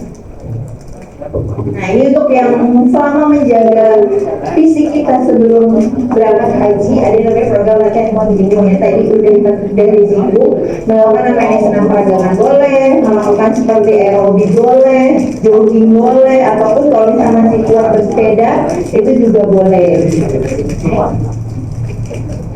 Selain tes kebugaran manual yang kita selenggarakan nanti tanggal 20 Februari, Bapak Ibu bisa mendownload sendiri aplikasi Siggar ini di handphone. Jadi misalkan saya mau tes kebugaran lagi sendiri, boleh dong, boleh pakai aplikasi Siggar. Nanti Bapak Ibu bisa melihat nih kebugarannya udah bagus atau belum. Misalkan pertama kali diperiksa di tanggal 20, ternyata kebugarannya kurang sekali nih karena kapal olahraga biasanya kan. Jadi pas dilakukan tes hasilnya kurang sekali. Nah, Bapak Ibu mau coba sendiri di rumah pakai Siggar, ini bisa. Asal Bapak Ibu muter 1,6 kilo, nanti pas terakhirnya selesaiin, nanti akan terlihat hasil tes kebugarannya ke arah mana.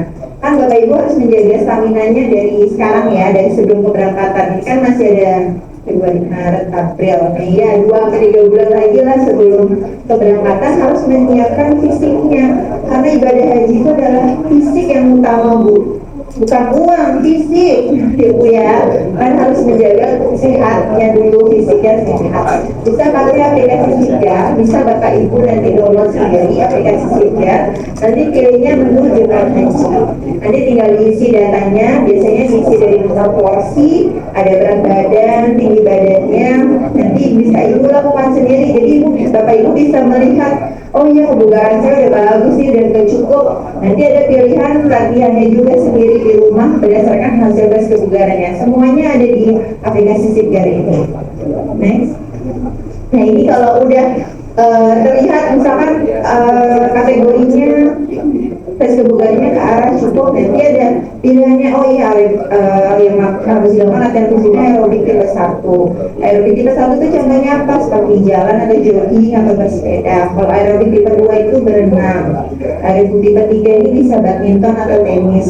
Nanti itu bisa dilakukan berdasarkan hasil tes kebugaran Bapak Ibu. Nanti terlihat. Nah, kalau untuk latihannya, misalkan untuk pemanasan, setiap kita melakukan untuk olahraga pasti harus pemanasan ya Bu. Pemanasan bisa 10-15 menit. Kalau ini kelamaan bisa 5 menit aja Bu pemanasan. Kemudian olahraga inti. Terakhirnya setelah olahraga pasti harus pendinginan ya Bapak Ibu. Yaitu 15 menit atau bisa dipangkas 5 menit juga boleh. Nah ini persiapan sebelum keberangkatan. Yang pertama untuk melawan su ekses tadi itu gimana? Ya, kita harus mulai membiasakan diri dengan cuacanya panas dulu nih yang di tanah air. Walaupun sekarang cuacanya kadang panas, kadang hujan ya Bu, ya Bapak Ibu ya. Nanti kalau misalkan lagi yang panas banget, kita harus membiasakan diri. Kemudian mempersiapkan topi, masker, semprotan air, sunblock, kemudian pelembab, sarung, sendal untuk masjid. Kalau semprotan biasanya isi aja dengan air zam-zam, berarti kalau disemprot di muka itu berasa dingin. Kemudian bisa membiasakan minum sebelum haus, Bu. Kalau kita biasanya di sini masih suka tunggu haus baru minum ya Bu ya. Itu kalau bisa nggak usah minum lah Dok ya, gitu ya. Nah kalau sekarang harus dirubah, minum sebelum haus. Jadi kalian di sana nanti terbiasa, jangan nunggu haus dulu baru minum ya Bu. Silakan lanjut. Kemudian ada juga melepas kebiasaan buruk. Nah ini mungkin untuk yang bapak-bapak ya, seperti merokok atau misalkan yang menimbun makanan. Untuk melawan kelelahan aktivitas ibadah gimana? Nah dari sekarang membiasakan jalan kaki atau olahraga ringan. Misalkan jalan kakinya nggak usah lama-lama Bapak Ibu, 30 menit udah cukup. Kalau mau yang bagus yang ada sinar matahari, jadi ada vitamin D alamnya. Kemudian boleh nih mau coba tawaf nih keliling, boleh tawaf di pelataran kurang lebih 100 meter sekali putar. Kan sekarang udah canggih ya handphone ya, ada aplikasi apapun ada kan, bisa dipakai tuh buat tahu berapa meter nih melakukannya itu bisa. Atau kalau tawafnya lantai 2 kurang lebih 800 meter sekali putar. Kalau misalkan kita nggak dapat di tawaf yang di lantai 1 di sana kan kita bisa harus naik di lantai 2 tuh, nggak boleh dipaksain kan. Nah itu putarannya itu lebih besar dibandingkan di lantai 1, apalagi kalau Ibu lantai 3 makin besar lagi putarannya ya Bu ya, tinggal dikaliin aja.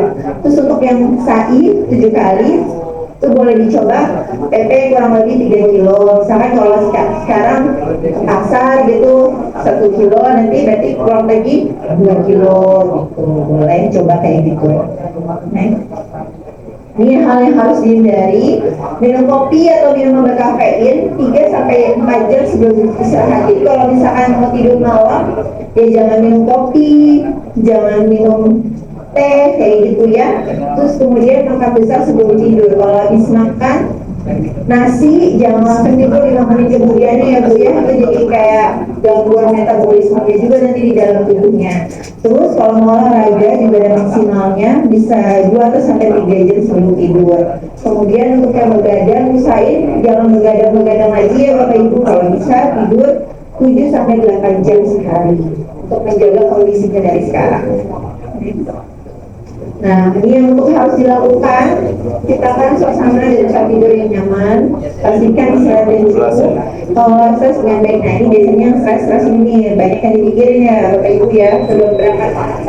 Nah, itu bisa dikelola stresnya dengan baik, jangan menjadi nantinya menghalangi kondisi fisik ibunya, Bapak Ibunya. Nah, boleh dari sekarang pola makan sehat gizi seimbang. Kalau setiap makan harus ada buah dan sayur, bisa dibiasakan dari sekarang. Kemudian aktivitas fisik atau olahraga secara teratur minimal 30 menit per harinya. Nah, kesuksesan berhaji dengan sehat ini sangat ditentukan oleh suksesnya persiapan dari Bapak Ibunya. Dari sekarang bisa dimulai.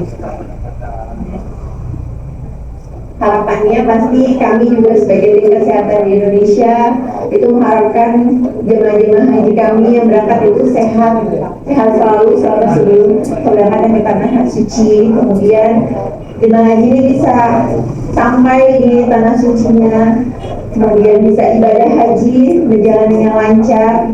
Yang kami harapkan juga semua jemaah haji kami ini kembali ke tanah air dengan sehat.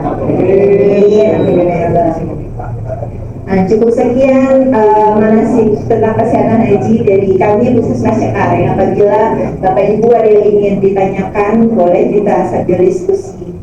Terima kasih sebelumnya. Assalamualaikum warahmatullahi wabarakatuh. Baik, sesi pertanyaan kita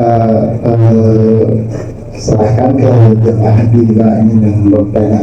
Menurut izin, kalau untuk gerakan olahraga karena keterbatasan tempat, memang kita sebentar videonya aja ya, biar bisa latihan di rumah. Oh iya, boleh. Jadi ntar videonya saya video saya nanti saya kirim video jemaah haji, jadi jemaah bisa memperagakan olahraga yang disarankan oleh tim kesehatan Indonesia. Baik, kita serahkan kepada bapak-bapak dulu, mungkin ada yang mau ditanya tentang kesehatan atau ada juga yang masih gelisah dengan kesehatan yang mungkin ada dokternya boleh ditanya sekarang.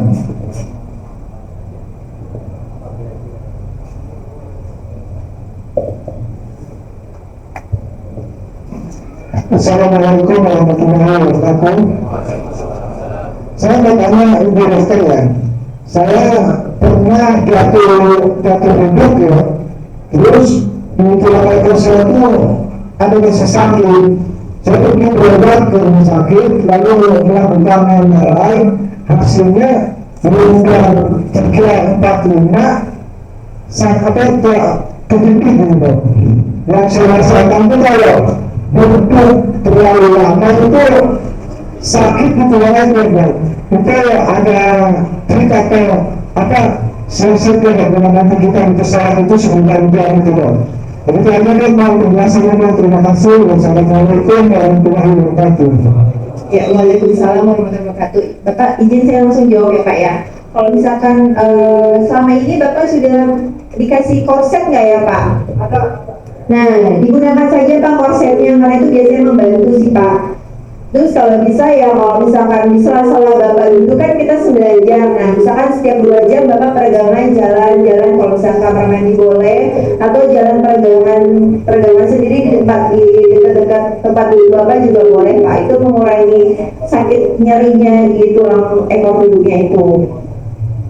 Atau kalau misalkan biasanya ada bantal di pesawat tuh, boleh diganjel juga nanti di tulang belakangnya itu buat ganjelannya biar lebih nyaman duduknya Pak. Karena kan kalau kita tahu tempat duduk pesawat itu tidak ergonomi untuk kita sebenarnya. Itu sih Pak.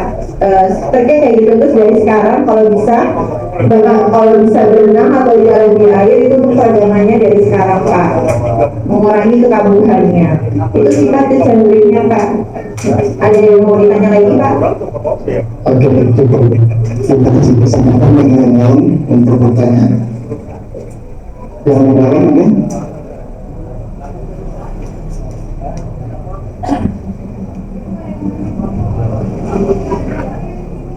Ada yang pengen tanya tentang kesehatannya?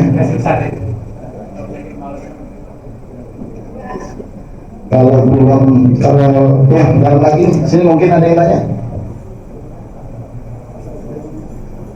Oke, kita serahkan ke ibu-ibu. Dari yang mau tanya silakan ibu-ibu sekarang.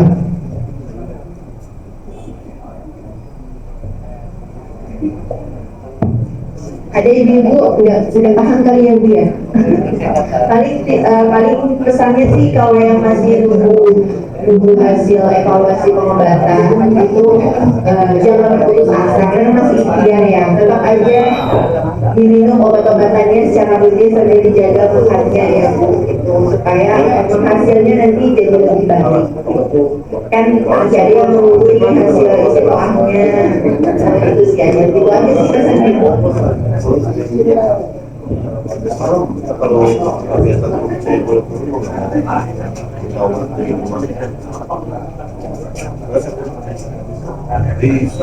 Ibu-ibunya udah ada yang tanya ini kayaknya udah pada jelas semuanya. Atau kalau ibu-ibunya nanti mau tanya japri boleh ya, Pak Ustadz ya boleh ya, nanti boleh. Atau kalau nanti pas pembinaan di puskesmas boleh pas vaksin dikumpulin pertanyaannya apa aja yang ditanya, misalnya berkaitan dengan saat ibadah kalau manusia berhalangan gimana misalnya, boleh saya tanya coba malu ya kan, nanti bisa kita pakai obatnya ya.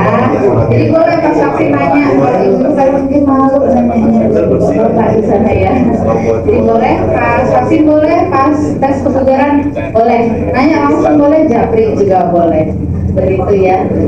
Terima kasih sebelumnya saya mewakili Dr. Dwi Tani dan juga Mas Aldino mengucapkan terima kasih atas atensi dari Bapak dan Ibu sekalian jemaah haji kita. Semoga lancar dari berangkat persiapan sampai pulang kembali. Ya, terima kasih. Wassalamualaikum warahmatullahi wabarakatuh. Waalaikumsalam warahmatullahi wabarakatuh. Tapi Bapak Ibu sekalian yang pada nggak mau nanya bukan karena takut disuntikan.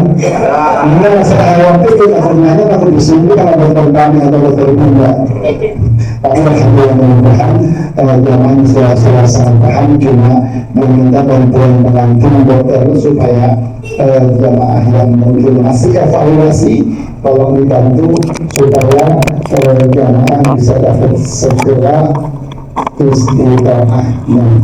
Yang semuanya yang ini pertimbangannya dokter dari kesehatan kita nggak tahu ya. Psikis masyarakat yang ada di kampung kita ini kan psikisnya sangat rendah.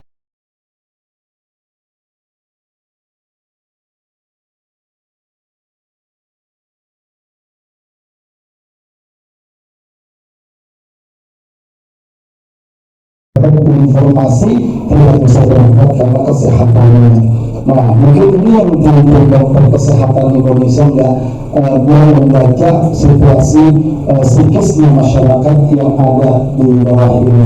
Jangan sampai terjadi. Kita berdoa juga, kalaupun tidak berangkat, semoga nama kita jangan ada yang hilang, terus berusaha. Mungkin kalau tidak berusaha, tahun depan bisa istiqomah.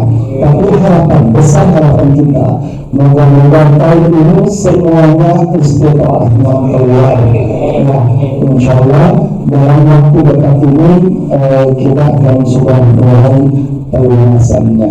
Kita tinggal turun ke tesnya mudah-mudahan Senin atau Selasa besok sudah ya. Mungkin sih dokter untuk kita tes kebugaran dan memang biasanya dari puskesmas itu memberikan surat resmi kepada saya yang akan selesai video. Saya nggak berani umumkan dari sekarang karena masih ada hari Kamis besok.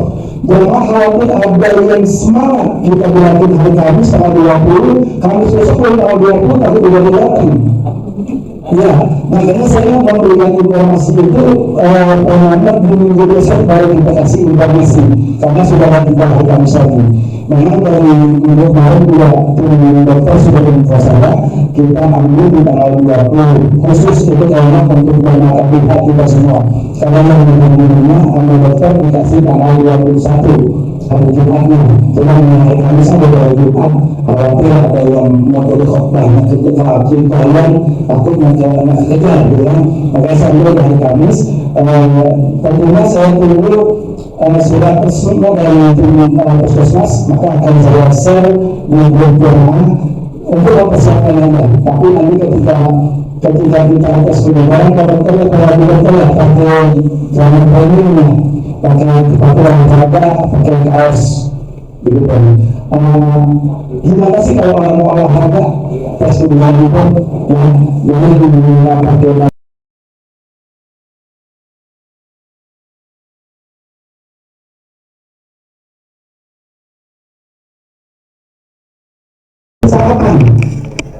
sarapan biasanya ada rotinya makronya ya Pak. Nah biasanya disiapin sama dokter. Kenapa juga dokter mengajak demam? Karena memang masih segera setuju saya kalau masih berjalan itu jadi demam karena memang benar-benar masih segar karena ini tes itu banyak biar terdampar itu berkelar artinya matahari terik kita udah selesai semua ya. Oke, cukup semua ya. Cukup semua kita tutup untuk ini dengan baca alhamdulillah alhamdulillahirobbilalamin. Terima kasih tim dokter yang sudah memberi arahan kepada kita dan nanti yang mengajar dengan setelah mengasih kita kumpul lagi sebelum itu yang mereka dengan mahal.